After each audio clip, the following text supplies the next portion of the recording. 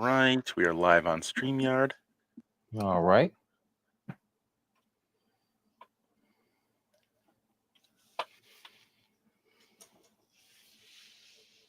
And we are live on the Facebook stream. All right, guys. We are live. We are live. Thank you all for being here. We are here to talk about making video content, maybe some best practices there. I'm just going to hit on some of the basics because I think one of the most important things really is just making that video. I think at first, we need to do intros. What am I doing? This is my first day. I remember my first live. Yeah, it's my first time. No big deal. Let's do some introductions. Who should we go? Who should go first? Beth? Ladies first. What do you tell us about yourself, Beth? I'm Beth. I own Abby Zag's Creation. I've been doing laser engraving for, 5 or 6 years now. And I just recently started working with X-Tool about a year ago, maybe a little more than that. And now I am their beta tester for the P3. Which is right behind you. Yes. That thing is pretty cool. It is. I love it. I can't wait to see it in person. We'll see it pretty soon here at the Michigan Maker Summit. Roy? Hey guys, how are you? We are good. I have a YouTube channel, Industrial Fringe, and I have been lasering for a little over 2 years, and I'm learning every single day. And you make awesome content. Well, I'm trying. I'm figuring it out. I'm figuring it out as I go. Roy, you do awesome content.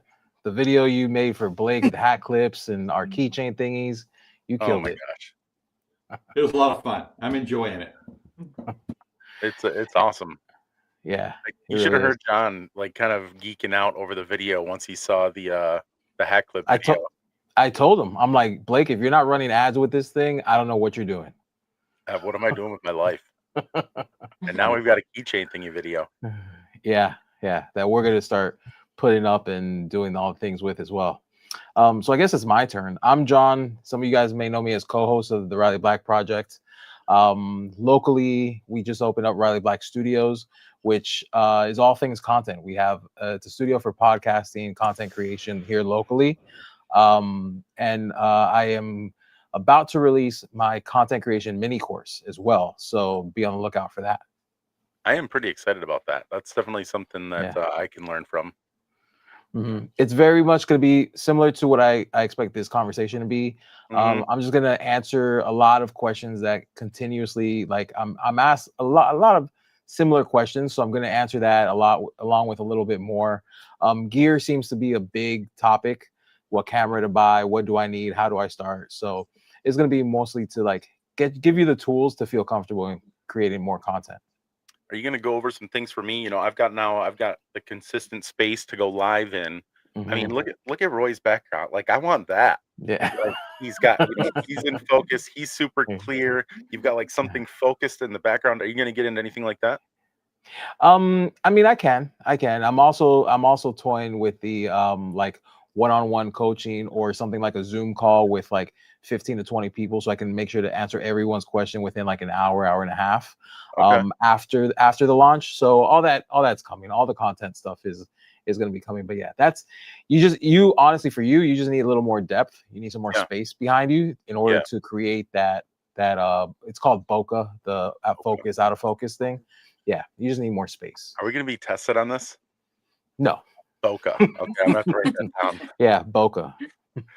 But I will, after I finish, I will end up being about another 4 feet further this way, which will allow me to put some stuff on the wall behind me. Mm-hmm. Definitely. It's really nice just to have the consistent space to easily go live. Just makes it so much easier instead of trying to do it in the office. Yeah, it really does. That's actually, we could just start talking about that, because that's honestly making it easy for you to record content is the best way to stay consistent. And the consistency is what you really need. Yeah. And I'm going to tell you, I started out in the living room, and I'd have to wait till everybody went to sleep, and I'd have to bring some lights out. I bought a set of soft boxes for $50 on B&H, and had my iPhone, and started that way. And one of the first things I would say to somebody that's not done any YouTube or any other social media, just start. If you've got a phone, you've got at least a halfway decent camera. And if you wait, because I waited so long, because like, well, I got to get a nice DSLR and I've got to get good lighting. And finally I said, you know what, the heck with it. I'm going to go ahead and just do. And I had an iPhone 10 and no audio, which of course now I cringe because audio is as important as video when it comes to stuff like this. And so, my thing is like, I ended up coming into a space that's probably 6 feet by 9 feet. It's super small, but I was able, John, what you were saying, to make it easy, to put stuff in there that I didn't have to move any at all, and then slowly start building from that iPhone 10. Yeah, I mean, I definitely agree. I think you just got to start. I think so many people can get in their head and they're like, well, I'm going to wait for this. You're never going to be perfect. Nope. It's just like working on your website or getting your product out there. It's never going to be perfect. You're always going to be able to critique it. So you just got to get out there. You got to make some videos. If you look at my stuff, like the reason why we were successful as Outnumbered 521, it wasn't because I had perfect videos or any of that. I just made content, and I was never selling something. It was just being me and getting out there. Yeah, sometimes done is better than perfect, especially at the beginning. At least that's where I'm at right now. I'm using my iPhone and I got a decent mic now, and I'm just getting it out there and learning as I go. I'm telling you, Beth, one really cool thing about you, Beth, is you're natural. And you mentioned that earlier that people say, and that's something that I guess you can learn it, but it takes a lot of practice talking to a wall, being comfortable just talking. And you do, with your videos, it's a very natural, like, hey, I'm here, I'm hanging out, we're going to play around with this P3. So I just wanted to give you a little kudos for that. Thank you. For sure. You want to dive into the question? Or you got anything you want to hit on first? We could dive in. Okay. What makes a good hook for the first 10 to 15 seconds? I think I got some feedback recently from a professional. And everybody knows my intro. What's up, Great Lakes? There's a supply. So apparently, I've heard recently that that's not the best hook to start with. So what is a good hook for the first 10 to 15 seconds to get everybody's attention? So in what I've seen when I do my content, what performs the best are hooks that like talk straight to whatever pain point you're about to talk about. And then you can say hey, everybody, like, then you can add that because you got them. Right. So it's like, what's one? Something like, hey, does your audio suck and you want to get better? Like that'll get them in, like something quirky like that, or something, open-ended. And then you go into your, hey, I'm John with Riley Black Studios, or whatever, you go from there. And mine's progressed in that what I try to do now, and I've got a template script that I kind of lay things into. But the very first thing is what you said, John. You want to know about this? Do you want to know about how to make money selling, hat clips or whatever? And then I have an intro, and that intro used to be 12 seconds long, and I thought it was too short till I realized that's too long. So now it's like 3 seconds or 4 seconds. And then what I used to do was go into, hey, Roy here, blah, blah, blah, blah, blah. And now I've shifted and I talk for about a paragraph worth of what's happening, what the problem is, what we're going to talk about. Hopefully some things we're going to talk about towards the end to try to get people to listen. And then I'll go, hey, Roy here with Industrial Fringe, and start getting into the meat of it. Still trying when I can to say, later on we're going to talk about, or towards the end of the video, we're going to try to get that a little bit of a sustainment for it. Yeah, I think if there's some of your videos where you can actually, I feel like, learn from, you follow a very specific structure that's very beneficial. When I first found your content, I was obsessed. I finished, like, in one day, I think I kept on messaging you. Oh my gosh, I've watched that video like 10 times because you're keeping people to the end because you already told people what was going to be there. Short intro, you got their attention, quick video changes that were great. I pulled up a couple just I assume from AI, some hooks. Did you ever wonder why starting out with that so people Mhm. get their interest. You won't believe this. This is what no one tells you about. Yeah. Why does no one talk about this? Those are Yeah. also good titles and good things to put on the thumbnail. Yeah. You cut out at the end. I didn't. Good things to what? To put on a thumbnail. Okay. Yeah. Also, like top 5, top 10. Yeah. Oh yeah. How to? Yeah. Best, best whatever. What would John do? Yeah. Beth, what do you think? Any of those hooks sound intriguing, or you think would work good with your content? Yeah, I think so. I think it's more like I actually kind of tried it with my last video with making the coin. Okay. Which one did And you use? it was something along the lines of, do you want to learn how to emboss a nail and polish up a coin, something like that. Okay. Did you notice any different results with that video? Yeah. Last really. night when I checked, no, not really. Okay. I haven't checked today though. I think your the second question, I think Roy kind of answered a little bit. How do you structure a video so people stay until the end? Got any additions for that? I'll tell you one thing I do that probably 8 people know about. And that's okay because those 8 people enjoy it, and slowly it'll get to be 10 and 12. And that's at the very, very end. After the little outro music, I do a whole bunch of bloopers, of outtakes. Mm-hmm. Yeah. And I got a lot of them because I mess up a whole lot. and I'll sit and I'll actually laugh at it every once in a while. Like, I can't believe, 1, I can't believe I did that. And 2, I can't believe I'm showing people that I did that. But that's a little thing that I don't think many people know. But the few that That's do, a great idea. Well, I've had people on the Facebook going, I went several months without doing a video. Shame on me. But I literally had 3 people going, hey, where are our bloopers? We need some bloopers.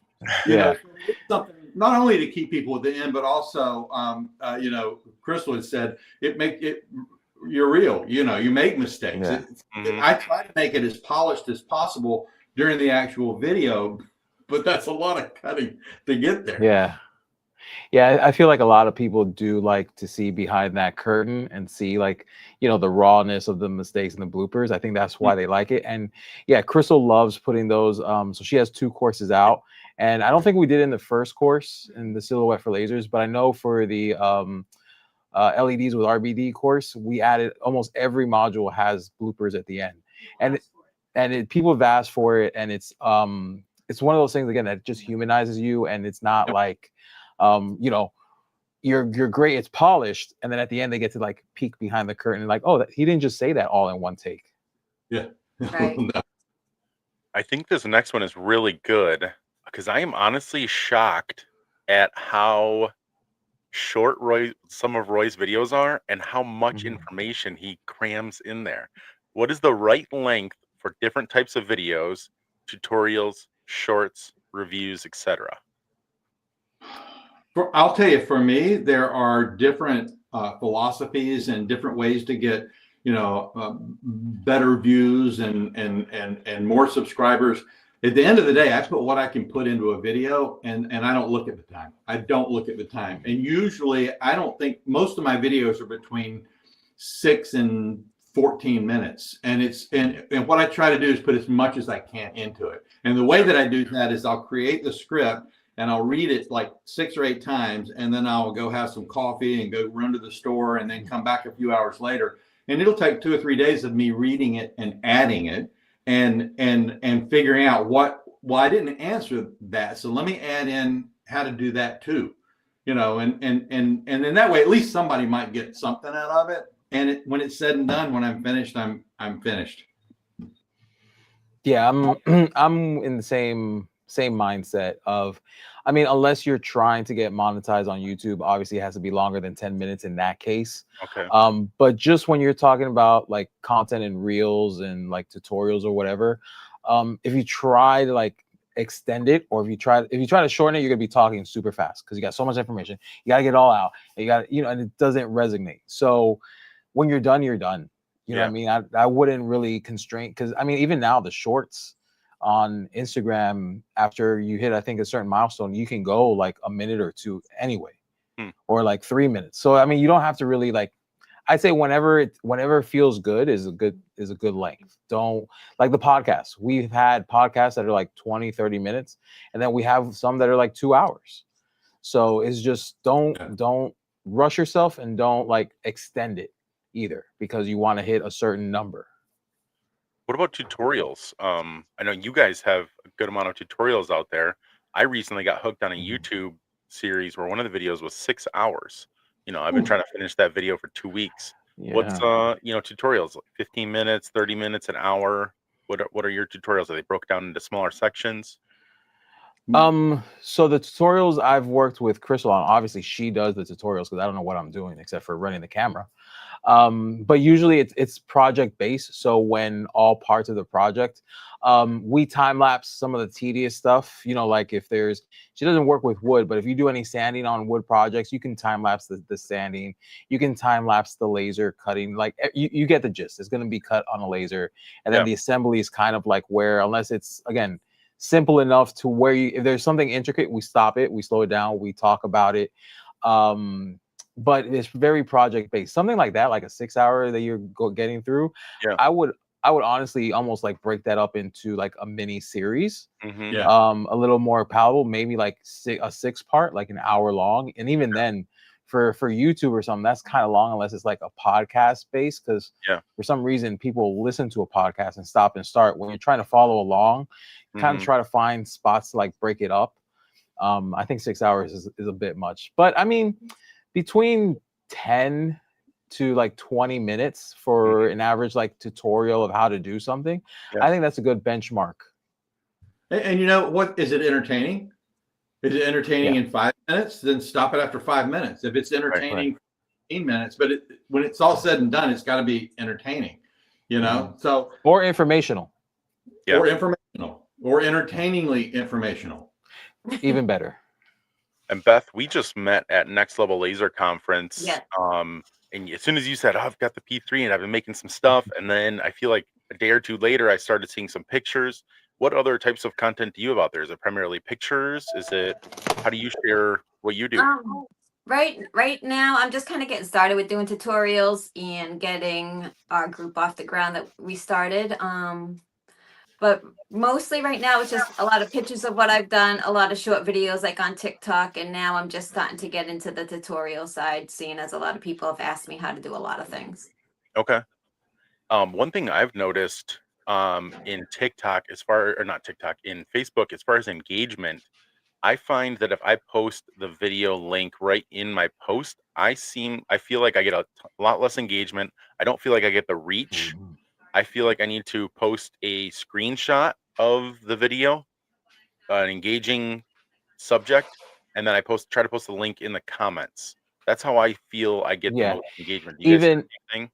I will say even then, it doesn't affect it as much, but even then it still affects it. So Meta, which is Facebook and Instagram, want you to stay on their platform, right? So anytime you put a link somewhere else, they're going to like kind of like suppress it.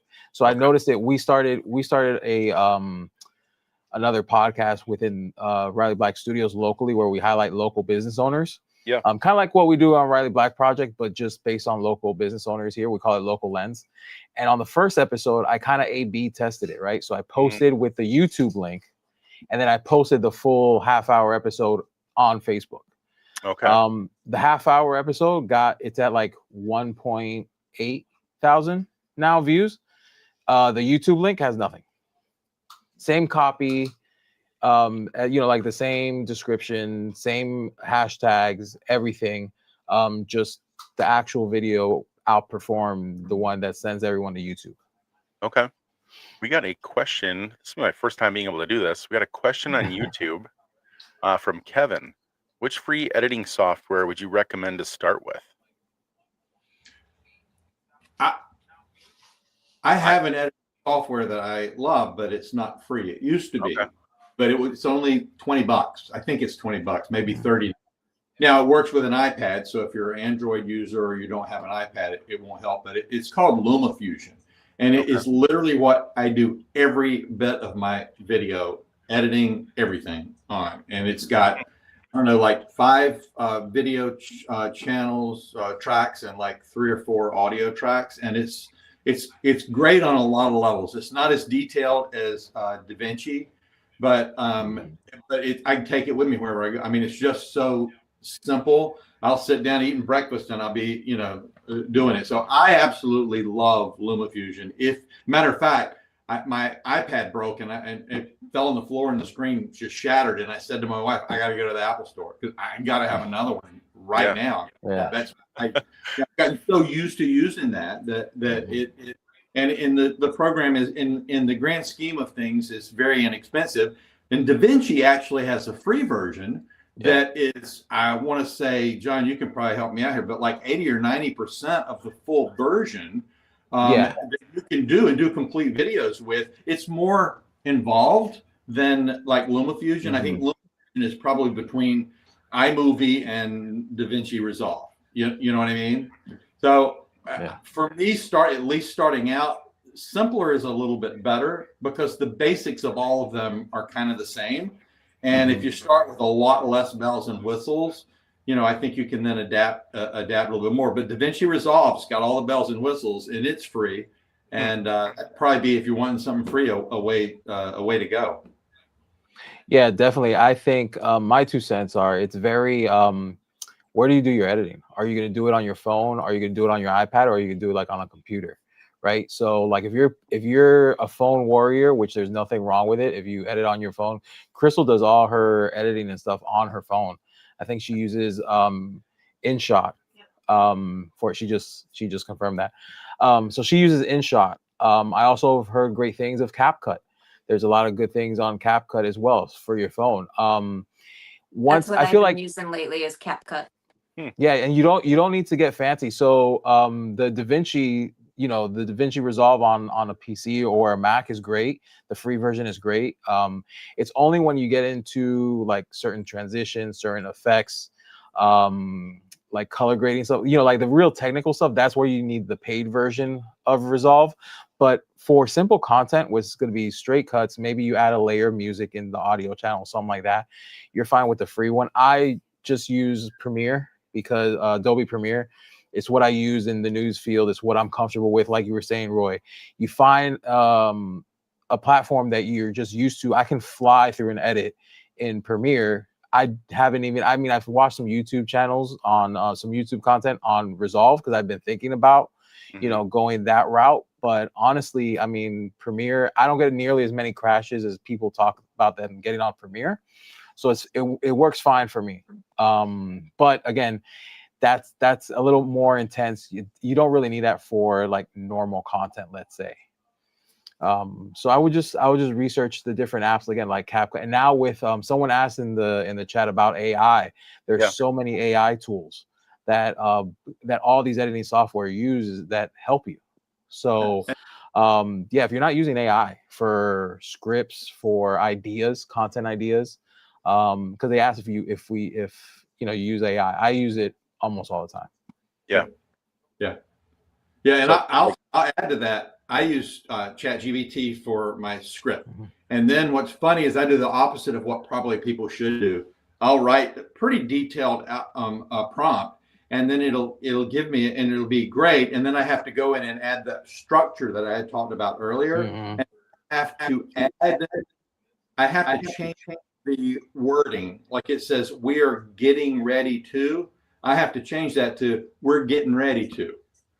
Because I use a teleprompter. Sometimes, most of my script, sometimes it's bullets. But if I write down there, I am getting ready to go, I'll read, I am getting ready to go. And I feel like, a really bad actor. Yeah. And so I dumb it down a whole lot. And as far as is AI for videos, Blake, you're the one that were telling me way back about, was it Opus?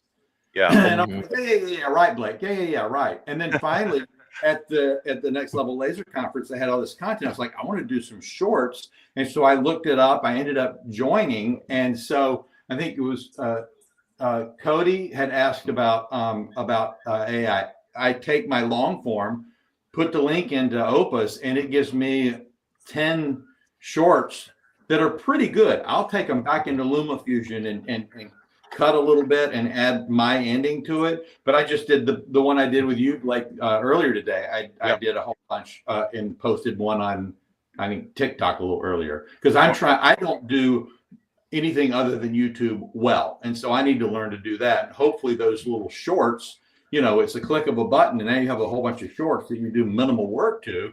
And hopefully I can start feeding those out and start learning a little bit more about some of those other sources. See, and I can do TikTok. I love TikTok. I mean, truly, that's I wouldn't be here right now if it wasn't for just making quick videos on TikTok, and I used UCut or CapCut. Mm-hmm. But again, just making that content, getting out there and putting something, you can't wait for it to be perfect. So that's on TikTok. Right. That's, something free. Starting is the most important thing. Then you can get comfortable, and then you can start using some of the different software that's out there. Next question: what mistakes should I avoid when recording? But But that takes time. A lot. Yeah, or whatever your is. Yeah, exactly. Because one thing in editing my own, like the content course or whatever, I realized that I do at the end. It drives Crystal crazy. She just made a noise over there. But I do that, and it's my or some people say like, or like a word or a phrase, and that's their so whatever your is, like identify it and then be conscious of it when you're recording. Sometimes at first it'll throw you off your game because you're like, oh, I just said it.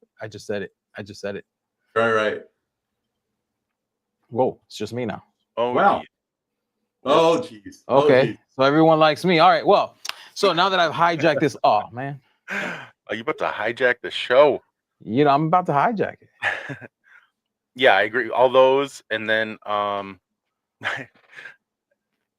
not starting. I know we've already said it a couple times, but I so many people that I talked to. I was talking to somebody today, and it's like the really biggest mistake is just not getting out there and just doing it, just getting out there. Let's see. Oh, this is kind of a repeat question. What software is easiest for beginners but still powerful? I think probably a lot of the ones we named. I think they're all pretty user friendly. Yeah. Anything else you guys want to add on the software side? I think well, at work, I just had to make a longer video at work. I didn't even know that Canva had video editing built into it. And I was at work like, what am I going to do? We had a crazy situation happen where we had video that could not be shown that was filmed in our facility. And it ended up on a college video somewhere, and it was on YouTube. It was crazy. So I had to try to take that into my own hands, and I ended up editing a video using Canva. And it worked. It definitely worked. It honestly reminded me of the video editor built into Microsoft, years ago. Just Movie Maker or whatever that was called, built into Windows. Yeah. It was easy to use. It worked. Got the job done. Yeah, I would say another that we tend to use a little bit for like intros and stuff like that, like moving graphics, is called Vidyoze, Vidyoze. And that one you can like input your logo and it animates your nothing crazy, but it kind of gives you like a wipe on, a wipe off type, and sometimes it'll put it like inside of a billboard kind of deal. So it just generates those type of videos for like intros, outros. It's a thing that you can like play with. Okay. Yeah. Let's see. I'm just posting, asking if anybody else has any other questions. If you guys have any other questions, feel free to throw those in the comments, whether you're on YouTube or Facebook. Let us know if you got anything else. Why don't we just go through real quick, because I see one just came in and I was about to like talk about it. Ben, B-roll is hard to get. I use since I'm in Adobe, in the Premiere, in the Adobe universe, there's Adobe Stock. And it's just a website, Adobe Stock, and they have a bunch of free B-roll that you can use. It's just stock B-roll of, like let's say you woodworking. It's just stock video of, actors or whatever woodworking that's license free that you can use. So that's a good place to check out for stock video. And then if you're using music, like your Epidemic Sounds or even Adobe Stock, they have some free tracks, license free, that you can use as well on there. It's very limited. The free stuff is very limited, but there are those options for the B-roll. What before we'll go around and talk to everybody, but since going over some of the things that we just talked about, what is a better way? What is a hook I should have started this video with? You guys got anything? Did you ever wonder why you can't take video? That or what the pros say about starting content or something like that. Okay. Well, why you should make content. What'd you say, Roy? Why should you make content? Should you make content? Yes, you should make content. Here's why. Right. Yeah. There you go. And we really talked about that. Why do you make content? I mean, why do any of us do it? I do it because, well, quite frankly, my wife said you need to go get a hobby, and so kind of kicked me out. So, that was my drive. But I do it because I like learning and I like teaching, and I love the audio and video editing side of it. So for me, it just sort of came together in that way, and trying to figure out something new and then record it while I'm doing it, which often takes a whole lot longer to figure that out. But why are you doing it? Why are you doing what you're doing? And a lot of people will say, so how do you monetize? You can't do that. Start with that. If it comes, it comes, but you got to go enjoy what you're doing. You got to be you. If you're a little bit more outgoing, be outgoing. If you're more introverted, that's okay. Be introverted. There are a lot of very successful YouTube channels out there where you don't even see the person's face. So just be you, because if you're you, you're going to be the most comfortable version of you. And I think that's really important. That was my biggest thing. I didn't want to be on camera, and I just wanted to stay behind it and show what I was doing. But I love teaching, so I figured I have to actually be in front of it at some point. Mm-hmm. Well, and I read an article years ago. Johnny Carson said that every single night, including the very last night that he walked through the curtain to go on stage, he was petrified for 20 some years every night. But the second he stepped out, he was okay. And I think, Beth, you touch on something. The more you do it, the more you get a little bit more comfortable at it, and then it becomes more natural. And that's one reason. Just start. You'll get there. Yeah. And for me, I mean, I'll speak blunt. I started with Riley Black Media and with Riley Black Studios doing content to grow a name. It wasn't. It later turned into fun. It went to fun, and I like talking about the topic of this content creation and all the camera gear and stuff. But it definitely started with trying to get my name out there, starting community brand essentially around my business. So that's my why. But then it turned into tons of fun of recording content, and then you start having fun with it. Tracy, we all know you're old enough to know who Johnny Carson is, okay? I don't know you're kidding. He said Johnny who. Let's go around it. Beth, let us know what you wanted to talk about. Why are you here? What do you want to plug? Well, I was here because I seen your post about how to make videos, so that grabbed me right away. Yeah. Good clickbait. And then I don't know, I guess my plug would be, because I am a beta tester for the P3, which is right behind me. Yeah. It's a great machine. It hasn't done me wrong at all so far testing it. A couple of glitches here and there to be expected with new software. But it's a great machine. I love everything I've made on it. I made some huge signs, especially that's kind of my thing, signs and flags. The guitar. Oh my gosh. Yeah, I love that piece. Where do you see the next one coming out? Where can we also use code ACC100 for $100 off any X tool? Where can they see your content of the guitar and things like that? I have some up on my Facebook and some on my TikTok. Okay. What is your TikTok? Abby's Attic Creation. Okay. which Yeah, is well, named after my dog. Everybody asks. I don't know if we are connected on TikTok. I definitely need to follow you. I will send you a message with it. Okay. Who wants to go next? What are we, the Brady Bunch? How many old Yeah. references are we gonna have here? So what was the question? I did want to say real quick, I'm trying to read some of the comments. Nick had said use a camera slider, and he's absolutely right. And I don't have one, and I've been doing a little bit of research because my B-roll needs a lot of work, and I want to use B-roll on what I'm actually working on. You know, what's a camera slider? So there are different kinds. The standard, I think, and John, you can jump in with this. The film and television camera slider is a very long, for like a sidewalk for a camera, and basically it will go really, really slow. A lot of them are, the better ones are motorized, and so you get a really great pan of something.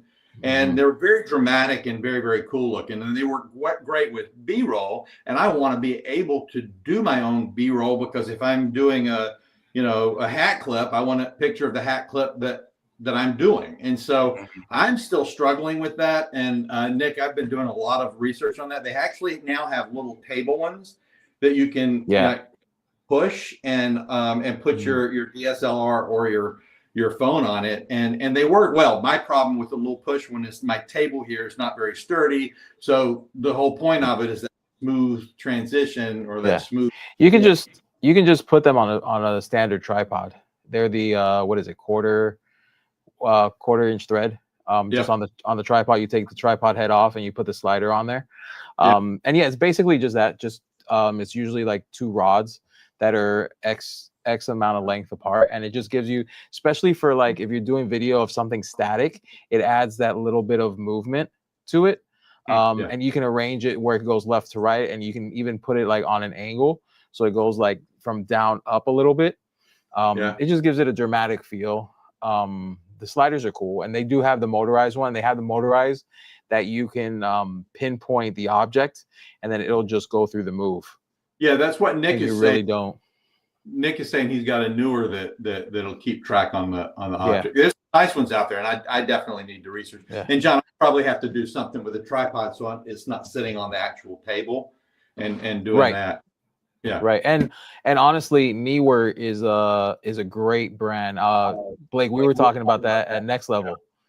Neewer is a great brand. A lot of my camera cages and handles and stuff like that, they're all Neewer as well. And I'm a fan of just Ulanzi for tripods and monopods. Yeah, this is Neewer too. Yeah, that's the one we were. Roy, where's everybody check you out at? I kind of went down Nick, thanks so much for sending me down that rabbit hole. No, thank you, Nick. That was actually great. I love making designs. I'm not the best at it. And I think I wish when I were younger I had gotten into that. I could have listened to Mark Collier talk like all day long. I love doing designs. And so I started about a year or 2 ago with industrialdesigns.com. And every once in a while I'll go and put, 10 or 15, like I just did here. Let me show you some journal books. Those are great. Yep. And then this is one that I think is great. Nice. Yeah. Anyway, they're very on the humorous side, but I do that, and I do that. That's my fun. That's my fun. I don't do it a lot. I need to do it more. What I really enjoy is the YouTube. So it's Industrial Friends. So if you haven't subscribed and you like, lasering subjects. One of the other things I added to the channel, and I've only done 1 or 2 videos, is studio, things in the studio. And I did a review of the Pocket 3 after I paid the exorbitant amount of money for it, as opposed to a smaller amount. But I'm going to occasionally do a video on some of the things that I have in here, in the hope that somebody that wants to get into recording, it might help them out. It might not, but you can certainly give it a shot. So that's where I'm at. I actually just watched that video today. Oh, did you? I did. Yeah, I'm still mad that I had to pay the extra money for it, but I needed it, and it was, it was worth it, I guess, if you need it. Yeah. And they just came out with a 360 camera, which looks really awesome. That Yeah. I'm trying not to buy, but Yeah. I have one of those, but it never like connects right. It'll start and then it'll just drop, and then Right. I lose like all my stuff that I thought I recorded. yeah. Well, I'm saying DJI just came out with one. Oh, they Their did. 360, and I mean their stuff is flawed. I mean their action stuff is camera, amazing. which is their answer to the GoPro. No drop frames, no dropped clips. I've had that. I can tell you how many times I've lost some because a clip gets corrupted on the GoPro. So I'm excited to see what the reviews are with their 360. Yeah. But anyway, as far as where to find us, so the podcast Riley Black Project is on the Riley Black Designs. It's so confusing. Type in Riley Black. We're there. So Riley Black Studios, Riley Black Media. I'm transitioning from Riley Black Media to Studios. So follow me on Riley Black Studios. That's where we post all of our studio content and content on making content. It's a content wormhole over here. So Riley Black Studios, the podcast is on the YouTube channel is Riley Black Designs. It's called the Riley Black Project. Much like this, we just talk to everyone. I'm sure a lot of people know about the Riley Black Project. I've seen it. You've been on it a time or two. I think those are all the handles. Blake, I sent you a link to join the waitlist for the RBS content blueprint mini course that I'm coming out with. Or I could also put it in the comments later on after the live as well. But the mini course is coming out, and much like this, it answers all your questions. Also gives you a little bit of the theory behind doing content. I know I've seen a lot of would you rather questions. Do you like this or do you like that or whatever? And I'm all of the mindset, try it all and see what fits you. Because I can sit here and tell you that I like to be on camera, but you don't like to be on camera, so you rather here I am again taking over. You might do better with a voiceover content. So just try it and see what you might find that lives are your thing. You might find out that you hate lives and you rather you work better in a format of script. You might go scripted, you might go unscripted, teleprompter, no teleprompter. I say try it all and see what fits best. And at the end of the day, whatever keeps you doing content, whatever makes it fun for you, whatever keeps you posting, that's the right thing to do.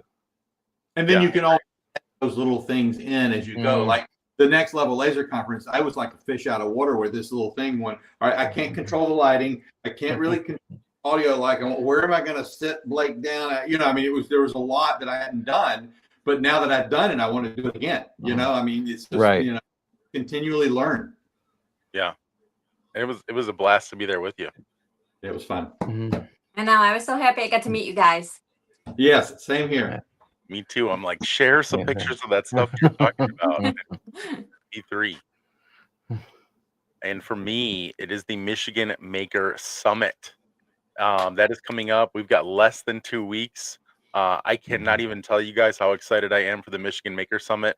It's been something that's been a part of my vision for a long time, something I've wanted to do. And of course, with all the extra time I have, we made it happen. But it is going to be about designing your blueprint, building your foundation, and finding your people, because that's exactly how we got here.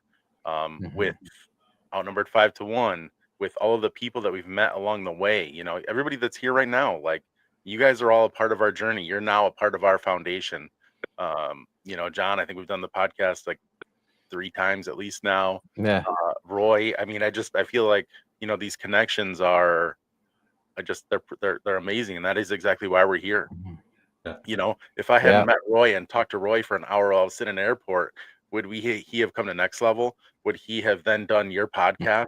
Like, this chain of events of all of these things are so incredible, and I feel so thankful. And that's what the Michigan Maker Summit is going to be all about. One big thing that's going to be different in the breakouts, they're going to be super small and intimate. When I went to the AP LaserCon, their breakouts, I walked into the room, I'm like, there was like 4 people in this room on their hands and knees, like inside of a laser, like learning stuff about it. I'm like, this is incredible. Like there's not, 200 people in a room sitting there on their phones, which I think everything serves different purposes, and we still are going to have a larger breakout too. But I wanted to be able to I talked to so many people that are like, oh man, I've had my head press for 6 months and I've never used it. I've had my laser for a year and I still haven't used it. I want people to have the confidence to use the equipment that they have and not be afraid to ask those questions. So all of our breakouts are going to be super small. Well, not all of them. Most of them are going to be super small. We'll have one large one where everybody else will be able to go, but there's going to be a cap on those smaller ones. So I'm just really excited for that opportunity for people to get that up close, personal. PDS is going to be there. The Eufy is probably going to be there. X Tool is going to be there. We're going to have the P3, the F2 Ultra. It is just going to be a good time, and it's going to be a great opportunity for people, just over here in West Michigan to get hands-on with some of this really cool equipment. So if you have not checked that out, MichiganMakerSummit.com. We've got hats, we've got shirts. Get signed up. We may or may not be doing another promotion tomorrow where you could get some stuff for free when you sign up tomorrow. But definitely check out the Michigan Maker Summit. I'm excited, and I wish all of you could be there. Yeah, do all the meetups, because they're all the conferences, meetups, anything you can attend where there are other makers in this. I mean, we preach it all the time on the podcast. Is just so you leave with like just being around like-minded people just gives you so much energy and like the power to take over the world, kind of. And you want to get home and start making all the things. Yeah. Yeah. And definitely don't be afraid to talk to people. You can't be afraid to talk to people. You got to make those connections. Like, I want to make a longer video that is there was just like these connections here. I've got so many more that I want to tell a story of like the chain of people that some of these connections led to, because it's unreal. Right. But I think that probably wraps this up, guys. I appreciate you guys all coming on, talking about video, getting out there and just getting to it, and all the questions that we answered. Thanks for being here. You guys have a good night. Thank you for watching, and we will see you soon. Bye. Bye, guys. Bye-bye. Later.